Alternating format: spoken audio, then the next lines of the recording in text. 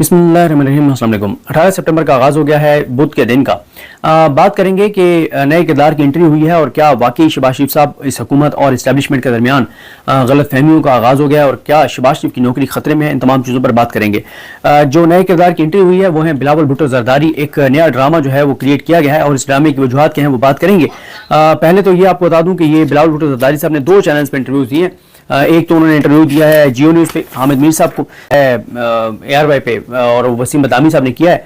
और वाज़ेह तौर पे बिलावल ने खुद ही शुरू पे ARY पे कह दिया कि आज मेरा दिल बड़ा कर रहा था कि आपके चैनल पर आ जाऊं। इसका वाज़ेह मतलब यह है कि पीपल्स पार्टी ने खुद ये कहा है चैनल्स को कि बिलावल भुट्टो जरदारी ये इंटरव्यू देना चाहते हैं। तो इससे ही अंदाजा होता है कि इस सब के पीछे कोई ना कोई बड़ी गेम है।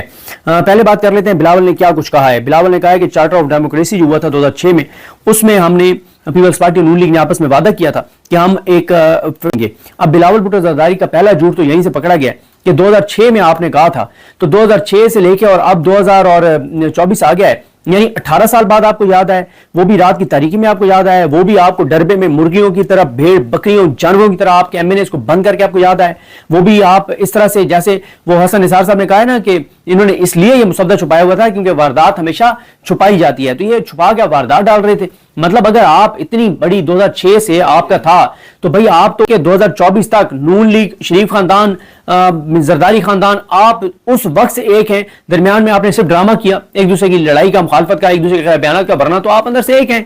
आप कैसे एक हैं कि पीपल्स पार्टी के दौर में 2008 से लेकर 2013 तक नवाज शरीफ ने इल्जामात लगाए पीपल्स पार्टी पर, ये करप्शन की और बड़ा एक दूसरे का बयानात, सारा कुछ। 2013 में नवाज शरीफ वज़ीर-ए-आज़म बनते हैं और एक केस भी टेकअप नहीं करते। 5 साल नवाज शरीफ जो इल्जामात लगाते रहे, 2013 में एक भी केस नहीं बनाया उन्होंने पीपल्स पार्टी पर। फिर क्या होता है, ये चलते रहते हैं। 2014 में धरना होता है, फिर ये एक हो जाते हैं। तो ये अंदर से एक है, ये सिर्फ बाहर से ड्रामा करते हैं एक दूसरे की मुखालफत का, ताकि किसी तीसरी पार्टी को मौका ना मिले, जो कि मिल चुका है इमरान खान को, PTI को।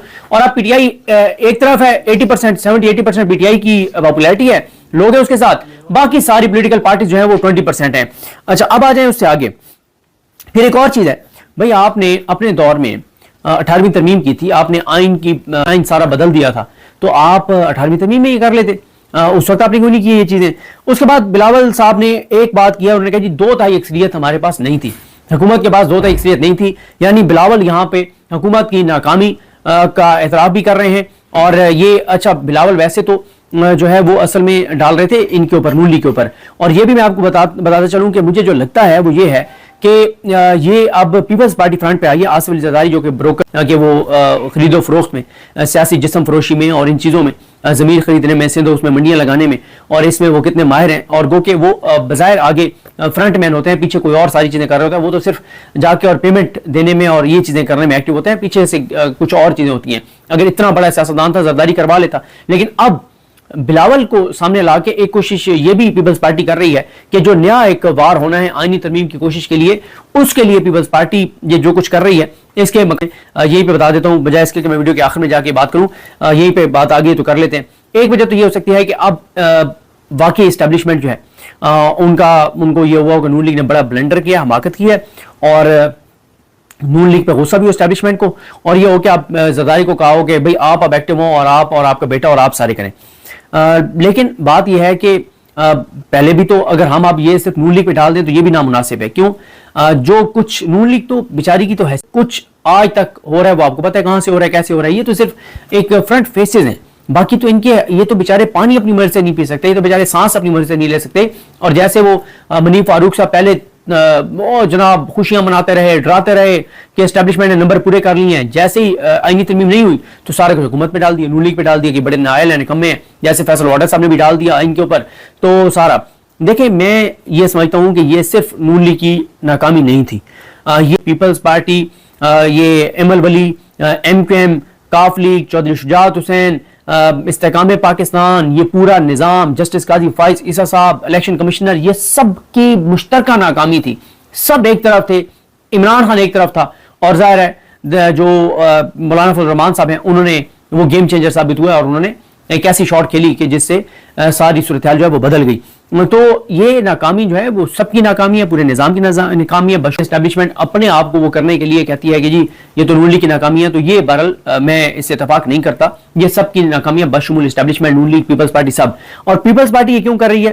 پیپلز پارٹی یہ سب کچھ اس لیے کر رہی ہے کہ ایک تو یہ ہو سکتا ہے کہ باقی اب اسٹیبلشمنٹ یہ چاہ رہی ہو کہ نون لیگ نے کچھ چیزیں مس مینج کی ہیں, تو زرداری پرانا کھلاڑی ہے اور وہ چیزوں کو ایگزیکیوٹ ٹھیک سے کر لیتا ہے. میں آپ کو دوبارہ بتا رہا ہوں, جب بھی زرداری نے کوئی موو کیا ہے پیچھے اسٹیبلشمنٹ ہے, ٹھیک ہے, وہ صرف بروکر ہے.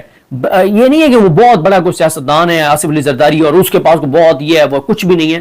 صرف وہ یہ ہے کہ فرنٹ مین ہے. میں بار بار آپ کو کہہ رہا ہوں وہ ایک بروکر ہے, اس سے زیادہ اس کی کوئی حیثیت نہیں ہے. اور وہ جو ہے وہ پیچھے سب کچھ کوئی اور کر کے دیتا ہے اور آگے صرف اس کا فیس ہوتا ہے. تو یہ ہو سکتا ہے کہ نئی جو کوشش ہے اس میں یہ ہے کہ نون لیگ کو سائڈ پہ رکھ کے اور بلاول کو آگے اتارا گیا ہو. یہ بھی ہو سکتا ہے کہ پیپلز پارٹی نے جان بوجھ کے کیا ہو کہ آگے پتہ ہی ہے کہ مہینہ پورا چلتا رہنا ہے, تو ہم لائم لائٹ میں رہیں, ہم پہ ساری نظریں ہوں, ہمارے انٹرویوز ہو رہے ہوں, ہم سے بات ہو رہی ہو, میڈیا پورا ہماری طرف دیکھ رہا ہو, اور ہم سارے ہم سیاسی طور پہ یہ ساری چیزیں جو ہے وہ کوریج تو لینا. ایک مہینہ آئینی ترمیم ہوتی ہے نہیں ہوتی وہ ایک الگ بات ہے. ایک چیز اس میں اور بھی ہو سکتی ہے کہ بلاول بھٹو ایکٹیو ہو کے انٹرویوز دے کے جو خوش آمدیں کر رہے ہیں منصور علی شاہ صاحب کی, وہ شاید اب انہیں پتا تو ہے کہ ہم نے منصور علی شاہ کا راستہ روکنے کے لیے ہم نے اور نون لیگ نے پورا اپنا پورا زور لگایا جہاں کا لگا سکتے تھے, ایم کے ایم سمیت. تو یہ ہو سکتا ہے کہ بلاول اب اپنی لائن سیٹ کر رہے ہیں منصور علی شاہ صاحب کے ساتھ, کیونکہ بلاول کو بھی اس بات کا پتہ ہے کہ جتنے کرپشن اور لوٹ مار کے ان کے خاندان کے کیسز پڑے ہوئے ہیں, اگر آج منصور علی شاہ صاحب یا کوئی بھی جج جو پاکستان کا سوچے, جو اپنے حلف کا سوچے, جو آئین پاکستان کا سوچے, جو اس 25 کروڑ لوگوں کا سوچے, اور وہ ان کا ٹھیک ہے ان کا ایک منصور علی شاہ صاحب کا ایک تھا کہ نیب ترمیم انہوں نے بحال رکھی اور بندیال صاحب اور رجاء الحسن صاحب نے قلعدم کی, لیکن کسی بھی فورم پہ اگر وہ اس بات کو انشور کر لیں کہ ان کے کیسز چلیں, اینٹی کرپشن میں چل جائیں, نہ چلیں نیب میں, اینٹی کرپشن میں چل جائیں اور جج وہاں پہ انڈیپینڈنٹ ہو, تو یہ کنفرم ہے کہ یہ پورا خاندان زرداری کا بھی پورا جیلوں میں ہوگا. اور ان کے تو اتنے ٹھوس شواہد موجود ہیں, چیک تک موجود ہیں, ٹرانزیکشنز تک موجود ہیں, پیپر ٹریل مکمل موجود ہے. اس کے بعد بلاول کہتے ہیں کہ 63 میں ہم نے چینجنگ کرنی تھی کیونکہ وہ جو سپریم کورٹ کا فیصلہ ہے بندیال صاحب کا, رجاء الحسن اور منیب اختر کا, وہ غیر آئینی فیصلہ ہے, اور ووٹ جو ہے وہ بنیادی حق ہے. بھائی ووٹ بنیادی حق ہے. ایک بندہ جس نے کا نمائندہ ہوں, عمران خان کے نام پہ لوگوں نے اس کو ووٹ دیے, جس کی اپنی حیثیت اور اوقات کوئی نہیں تھی, اور لوگوں نے اس کو ووٹ ڈالا عمران خان کے نام پہ, اور وہ بعد میں جا کے اور عمران خان کے نظریے کے خلاف ووٹ دے دیتا ہے. تو یہ کہاں سے آ گئی, اس کا حق آ گیا؟ ٹھیک ہے, ہاں اس کا حق تب ہے کہ وہ ریزائن کرے, ریزائن کر کے جا کے الیکشن لڑے, اور الیکشن لڑ کے آ کے پھر بن کے دے دے ووٹ. تو یہ بالکل ایک تاریخی فیصلہ تھا پاکستان کے فیوچر کے لیے, پاکستانیوں کے فیوچر کے لیے, جو بندیال صاحب کا, رجاء الحسن صاحب کا اور منیب اختر صاحب کا فیصلہ تھا کہ جو بھی سیاسی جسم فروش ہوگا کا نہ صرف یہ ہے کہ ووٹ کاؤنٹ نہیں ہوگا بلکہ وہ ڈی سیٹ بھی ہوگا. تو یہ بالکل انہوں نے ٹھیک کیا تھا, یہ پاکستان کو آگے لے جانے کے لیے تھا, ورنہ تو یہاں پہ یہ سیاسی جسم فروشی تو یہاں منڈیاں لگی ہوئی ہیں, زرداری بروکر جو ہے وہ تو یہ خریدنے میں ماہر ہے یہ چیزیں. اچھا, اس کے بعد وہ کہہ رہے ہیں کہ ہم نے ووٹ, ہم نے یہ کرنا تھا کہ ووٹ اس کا کاؤنٹ ہوگا چاہے وہ ڈی سیٹ ہو جائے. پھر وہ کہتے ہیں کہ جو میڈیا میں ڈرافٹ چل رہا ہے وہ ٹھیک نہیں ہے. اچھا, مکمل طور پہ وہ نہیں ہے جو تھا چیزیں. پھر وسیم بادامی صاحب کو میں آپ کو بتا چکا ہوں کہ وسیم بادامی صاحب کو انہوں نے کہا کہ میرا اور میڈیا پر چلنے والے کچھ پوائنٹس میرے علم میں نہیں ہیں, اور وہ کچھ چیزوں پہ نا حکومت سے خود کو الگ کر رہے ہیں کہ ہمیں تو پتہ ہی نہیں تھا کہ مسودے میں یہ چیزیں بھی تھیں, یہ سب جھوٹ بول رہے ہیں, یہ سب بکواس ہے, یہ سب غلط بیانی ہے. ایک ایک چیز پہ پیپلز پارٹی آن بورڈ تھی. پیپلز پارٹی اپنی روح کسی اور کے حوالے کر چکی ہے, پیپلز پارٹی اپنا سیاسی جسم کسی اور کے حوالے کر چکی ہے, یہ اپنی سیاسی روح کسی اور کے حوالے کر چکے ہیں. یہ اب ان کا نہ جسم اپنا ہے سیاسی, نہ ان کا سیاسی جسم اپنا ہے, نہ ان کی سیاسی روح اپنی ہے. جنہوں نے ان کے اس حکم کے, یہ انہی کو جواب دے ہیں, انہی کے سامنے سیاسی طور پر سجدہ ریز ہے. ان کی کوئی اپنی حیثیت اور اوقات ہے ہی نہیں. یہ بلاول اب ایمی ڈرامے کر رہے ہیں کہ مجھے تو جو پتہ ہی نہیں تھا. اس کے بعد بلاول کہتے ہیں جناب سپریم کورٹ میں کیسز التوا کا شکار ہیں 60,000 کیسز. کس کی وجہ سے؟ ایک سال جو قاضی فائز عیسیٰ نون لیگ کو بیانیہ دینے کے لیے, پیپلز پارٹی کو بیانیہ دینے کے لیے, عمران خان کے خلاف چیزیں کرنے کے لیے جو فوکس وہ ایک سال کرتے رہے, اس کی وجہ سے کیسز کی پینڈنگ کیسز کی تعداد بڑھ گئی ہے. پہلی بات. دوسری بات یہ ہے کہ پینڈنگ ہے تو 20 سے 25 لاکھ تو نیچے ڈسٹرکٹ کورٹس میں پینڈنگ ہے, تو آپ ڈسٹرکٹ کورٹس میں کر دینا, ڈبل شفٹ کر دیں. آپ کہیں کہ جتنے جج مارننگ میں اتنے ایوننگ میں بھی ہوں گے, کر دیں.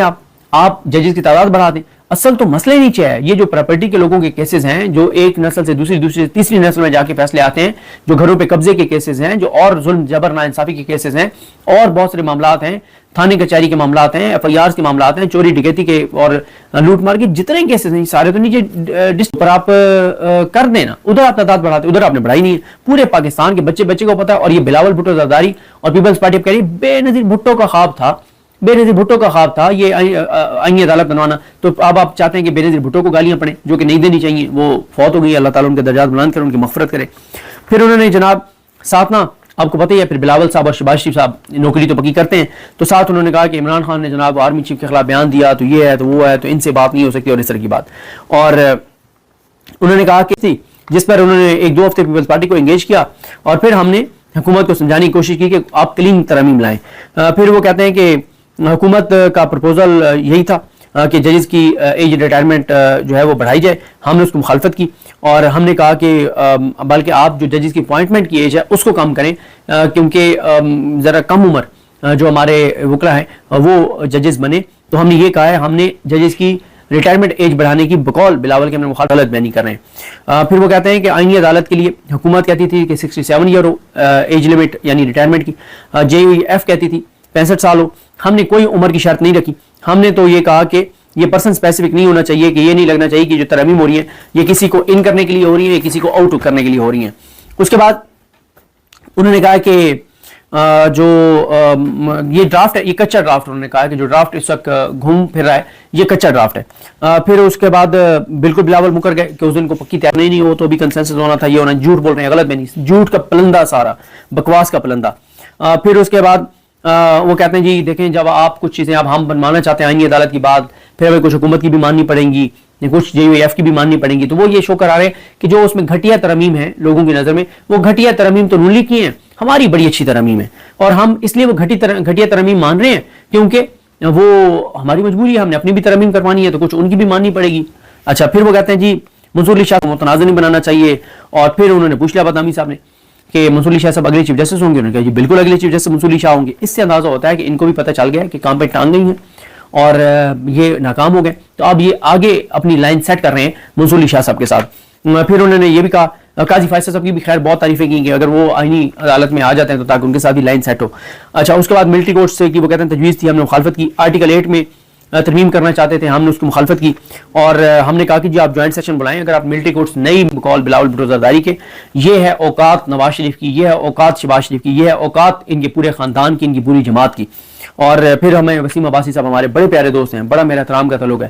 پھر وہ کہتے ہیں جناب وسیم عباسی صاحب کے میاں نواز شریف کو جب مسودہ دیکھا مسودہ, میاں صاحب تو فوراً میاں صاحب نے گاڑی میں بیٹھے, انہوں نے کہا جی میں نے نہیں ووٹ دینا. میں بسد احترام وسیم عباسی صاحب سے اختلاف کرتا ہوں.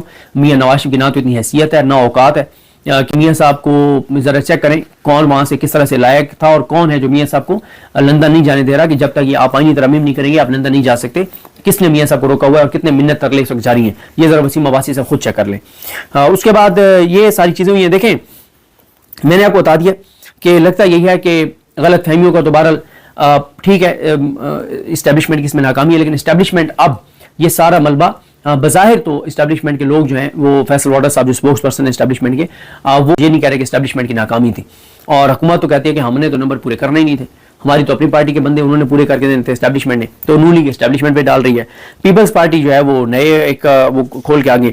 دیکھیں مجھے لگتا ہے کہ اگر تو یہ جو فیصل واڈر صاحب بیان دے رہے ہیں اور کہ یہ حکومت نے کچھ چیزیں مس مینیج کی ہیں, اور یا اسٹیبلشمنٹ کو یہ غصہ ہو کہ یار سارا کچھ ہم نے کر کے دے دیا, ایک بندہ آپ سے مینیج نہیں ہوا یا دو بندے آپ سے مینیج نہیں ہوئے, تو پھر یہ ہو سکتا ہے کہ پھر یہ اس کا آغاز بالکل ہو چکا ہو جائے اور پھر شہباز شریف کی نوکری خطرے میں پڑ سکتی ہے. لیکن اگر کوئی یہ سمجھتا ہے کہ اسٹیبلشمنٹ کوئی جو ہے وہ ابھی کوئی یہ کر دے گی کہ مطلب الٹیمیٹلی تو خیر اسی طرف جانا ہے الیکشن کی طرف, لیکن فوری طور پہ ان کی حکومت کو گرا دیا جائے گا. میرے خلاف تھوڑا سا یہ UN جا رہے ہیں شہباز شریف, اس کا ویٹ کیا جائے گا, اور جو IMF کے فنڈ آنے پیسے آنے ان کا انتظار کیا جائے گا. لیکن اس کے بعد شہباز شریف صاحب کی بالکل نوکری خطرے میں ہو سکتی ہے. اور اسٹیبلشمنٹ کو بہرحال یہ بات سمجھنی چاہیے کہ ملک اس طرح سے نہیں چل سکتا جس طرح سے ملک چل رہا ہے, اور 25 کروڑ کا ملک ہے, اور یہ ضد اور انا کے ساتھ ملک نہیں چل سکتا. برین ڈرین آپ کے سامنے ہے, خودکشیاں آپ کے سامنے ہیں, بے روزگاری آپ کے سامنے ہے, بجلی کے بلوں کی صورتحال آپ کے سامنے ہے, مہنگائی کی صورتحال آپ کے سامنے ہے, انسرٹینٹی آپ کے سامنے ہے, ہر چیز جو ہے وہ ہر معاملہ آپ کے سامنے ہے. تو جاتے جاتے ایک چیز اور وہ ہے کہ ایم ڈی کیٹ کا جو ٹیسٹ ہے, اسٹوڈنٹس کی بہت زیادہ کمپلینٹس آ رہی ہیں, اور اس میں اسٹوڈنٹس کا ایک پر ٹائم جو ہے وہ نہیں ملا تیاری کا, ٹوٹل 1.5 ماہ میں ملا ہے. اس سے پہلے جو ٹرم سے ان کو زیادہ ٹائم ملا ہے, اور بڑی اس وقت کنسرن بھی ہے اسٹوڈنٹس کے اندر, ان کے والدین کے اندر. تو حکومت کو اس معاملے کو اور فارم 47 والوں کو اس معاملے کو دیکھنا چاہیے, کیونکہ بچے بہت زیادہ ڈسٹرب ہیں. اور پہلے بھی ہم نے دیکھا, خدا نہ کرے کہ یہ اتنا سینسٹیو معاملہ ہوتا ہے کہ اس میں خودکشیوں کی بھی اطلاعات آتی ہیں, کیونکہ طلبہ اتنے سینسٹیو ہوتے ہیں میڈیکل میں داخلہ لینے کے لیے, میڈیکل کالجز میں داخلہ لینے کے لیے. اور ڈاکٹر وقت کو فارم 47 والی ہے, ظاہر ہے انہیں کو کہنا پڑے گا کہ اس معاملے کو دیکھیں. اگر اسٹوڈنٹس کو یہ کم ٹائم ملا ہے, ان کو ٹائم زیادہ ملنا چاہیے, تیاری کا ٹائم ملنا چاہیے, اور ان کا یہ تھوڑا سا اگر ٹیسٹ آگے بھی چلا جائے گا تو کوئی اس میں حرج نہیں ہے. لیکن اسٹوڈنٹس کے کنسرنز جو ہیں ان کو ایڈریس کرنا چاہیے, بجائے اس کے کہ اسٹوڈنٹس پھر وہ احتجاج کے لیے نکلیں, پھر رولا پڑے, پھر یہ چیزیں ہوں وہ چیزیں ہوں. تو بہرحال ہے تو بہت لیٹ, اسٹوڈنٹس کے مطالبہ بھی بہت تاخیر سے سامنے آیا ہے. اب دیکھنا آج 18 شروع ہو گئی ہے اور 22 کو ٹیسٹ ہے, تو بہت تاخیر سے طلبہ کے کنسرن سامنے آیا ہے. لیکن ان کو دیکھنا چاہیے اور طلبہ کی بات سننی چاہیے, ان کے والدین کی بات سننی چاہیے, اور اس پہ جو بھی ریزنیبل فیصلہ ہے وہ کرنا چاہیے. اور اگر ٹیسٹ تھوڑا سا آگے چلا بھی جاتا ہے تو اس میں کوئی حرج نہیں ہے. مجھے اپنی دعا میں یاد رکھیں. اللہ ہم سب کا حامی ناصر. اللہ حافظ.